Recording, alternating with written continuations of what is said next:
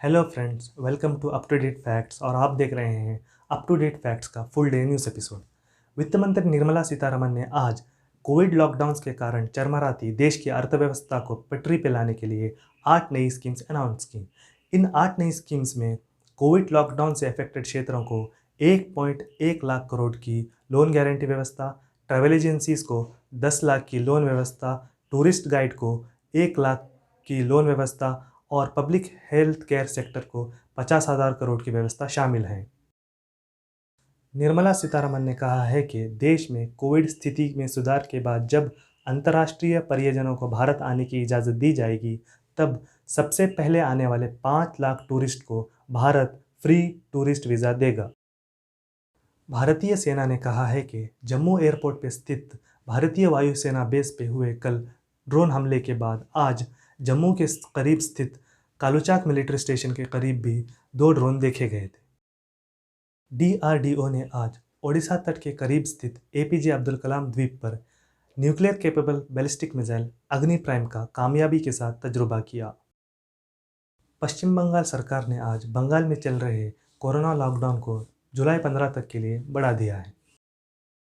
Haryana one विभाग ने फैसला किया है कि हरियाणा अपने राज्य प्राणी ब्लैक बक को बचाने के लिए अरावली पहाड़ी सिलसिले में वाक़या सरबसीरपुर रिजर्व फॉरेस्ट में 374 एकड़ की एक संरक्षित वाइल्ड लाइफ सेंचुरी बनाएगा। ब्लैक बक को इंडियन एंटीलोप भी कहा जाता है। भारत में black buck wild life sanctuaries Karnataka के हावेरी और तुमकुर जिला में वाक़या हैं। वित्त मंत्री निर्मला सीतारमण ने कहा है कि गांव-गांव में ब्रॉडबैंड कनेक्टिविटी पहुंचाने के लिए सरकार 19,041 करोड़ के अनुदान की व्यवस्था करेगी। भारत ने आज कोविड वैक्सीन डोजेस की गिनती में यूनाइटेड स्टेट्स ऑफ अमेरिका को पीछे छोड़ दिया है। भारत में अब तक कोविड डोजेस के 32 करोड़ 36 लाख टीके लगाए जा चुके हैं और अमेरिका में अब तक कोविड डोजेस के 32 करोड़ 33 लाख टीके लगाए गए हैं। भारत में पिछले 75 दिनों में पहली बार कोविड से होने वाली मौतों की संख्या 1000 से कम हुई है। भारत में कल कोविड की वजह से 979 लोग मारे गए। चंडीगढ़ में आज कोरोना वायरस के डेल्टा प्लस वेरिएंट का पहला केस देखने को मिला। विश्व के 100 सर्वश्रेष्ठ मेडिकल कॉलेजेस की लिस्ट में 6 भारतीय कॉलेजों को भी स्थान मिला है। All India Institute of Medical Science AIIMS 23वें स्थान पर और armed forces medical college AFMC 34वें स्थान पर है। इसके अलावा Christian college Vellore, medical college Chennai, IMS Banaras Hindu विश्वविद्यालय और JIPMER पौंडीचेरी को भी स्थान मिला है। रक्षा मंत्री राजनाथ सिंह आज बॉर्डर रोड ऑर्गेनाइजेशंस के द्वारा बनाए गए 63 पुलों का वीडियो कॉन्फ्रेंस के जरिए उद्घाटन करेंगे। वित्त मंत्री निर्मला सीतारमण ने कहा है कि सरकार पब्लिक हेल्थ केयर सेक्टर में 23,300 करोड़ के अनुदान की व्यवस्था करेगी, जिसमें बच्चों की सेहत का खास ख्याल रखा जाएगा। सरकारी अस्पतालों में बच्चों के लिए ICU beds, oxygen cylinders, ambulance, दवाई वगैरह इन पैसों से लिए जाएंगे। ट्रांसपोर्ट मिनिस्टर नितिन गडकरी ने कहा है कि भारत में आने वाले दिनों में गाड़ियां बनाने वाली कंपनीज को एथेनॉल बेस्ड फ्लेक्स इंजन्स बनाने की अनुमति दी जाएगी। ये इंजन्स भारत में ही बनने वाले एथेनॉल से चल सकेंगे। नितिन गडकरी का कहना था कि इससे भारत की कच्चे तेल पर निर्भरता कम हो जाएगी। 25 जून को आई एक रिपोर्ट के मुताबिक ये पता चला है कि भारत में कोविड वैक्सीन लेने में महिलाएं पुरुषों से पीछे हैं। 25 जून तक 1000 पुरुषों के मुकाबले में सिर्फ 856 महिलाओं ने वैक्सीन लिया है। उत्तरी कोरिया के खतरे से बचने के लिए दक्षिण कोरिया ने फैसला किया है कि वो आने वाले दिनों में $2.6 बिलियन की लागत का एक एंटी मिसाइल डिफेंस सिस्टम बनाएगा। ये सिस्टम इसराइल के आयरन डोम सिस्टम पे बेस्ड होगा। इसराइल का आयरन डोम सिस्टम इसराइल के ऊपर दागे जाने वाले 90 से 95% मिसाइल्स को आकाश में ही बर्बाद कर देता है। कनाडा के ब्रिटिश कोलंबिया प्रांत के लिटन गांव में आज 46.6 डिग्री सेल्सियस तापमान रिकॉर्ड किया गया। कनाडा में रिकॉर्ड किए जाने वाला ये सबसे हाईएस्ट टेम्परेचर है। PUBG गेम की निर्माता कंपनी क्राफ्टन ने आज दक्षिण कोरिया में इनिशियल पब्लिक ऑफरिंग IPO के लिए पेपर्स रीसबमिट किए हैं। पहली मर्तबा सबमिट किए हुए पेपर्स अथॉरिटीज़ ने वापस कर दिए थे। चाइना ने आज बायहेतन डैम के 2 पावर जनरेटिंग यूनिट्स शुरू किए हैं।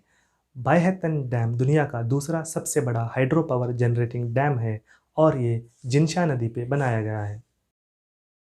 स्वीडन के प्रधानमंत्री स्टीफन लॉफवेन ने आज पार्लियामेंट में नो कॉन्फिडेंस मोशन में हार के बाद इस्तीफा दे दिया। यूनाइटेड स्टेट्स ऑफ अमेरिका का कहना है कि उसने आज इराक सीरिया बॉर्डर पे आतंकवादी बेस पे ड्रोन्स के जरिए वायु हमला किया है।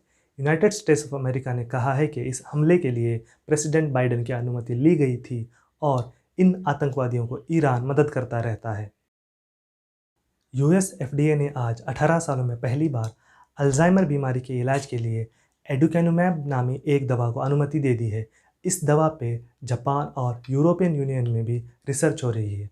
अल्जाइमर बीमारी से पीड़ित व्यक्ति की याददाश्त चली जाती है और पीड़ित व्यक्ति का दिमाग सही से काम नहीं कर पाता। पिछले दिनों ब्लैक सी में ब्रिटिश नौका HMS डिफेंडर पे यूक्रेनी समुद्र सीमा में रशियन कोस्ट गार्ड शिप्स के द्वारा वार्निंग शॉट्स फायर किए जाने के बाद आज यूनाइटेड स्टेट्स ऑफ अमेरिका और उसके मित्र देशों की नौसेना ने ब्लैक सी में युद्ध अभ्यास शुरू किया। इसको HMS डिफेंडर पे हुए हमले का विरोध बताया जाता है। देखते हैं आज की स्पोर्ट्स न्यूज़। यूरोप में चल रहे यूएफा यूरो 2020 के आखिरी 16 के मुकाबलों में आज जेक रिपब्लिक ने नेदरलैंड्स को 2-0 से हरा दिया। इसी तरह और एक मुकाबले में आज बेल्जियम ने पोर्चुगल को 1-0 से हरा दिया। इसी के साथ बेल्जियम और जेक रिपब्लिक क्वार्टर फाइनल में पहुंच गए हैं।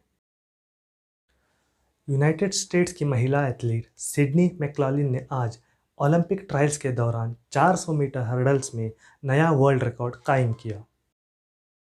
जानते हैं आज की बिजनेस न्यूज़। सेंसेक्स आज 189 पॉइंट नीचे गिरकर 52,735 पॉइंट पे बंद हुआ और निफ्टी 45 पॉइंट नीचे गिरकर 15,814 पे बंद हुआ। गोल्ड की कीमत आज प्रति 10 ग्राम 47,024 रुपये थी और सिल्वर की कीमत प्रति 1 किलो 68,079 रुपये थी।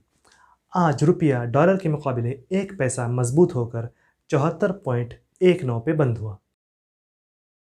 दोस्तों, ये थी आज की फुल डे न्यूज़। प्लीज़ हमारे चैनल को लाइक करें, शेयर करें, सब्सक्राइब करें और नई नोटिफिकेशन पाने के लिए बेल आइकन को प्रेस करें। धन्यवाद।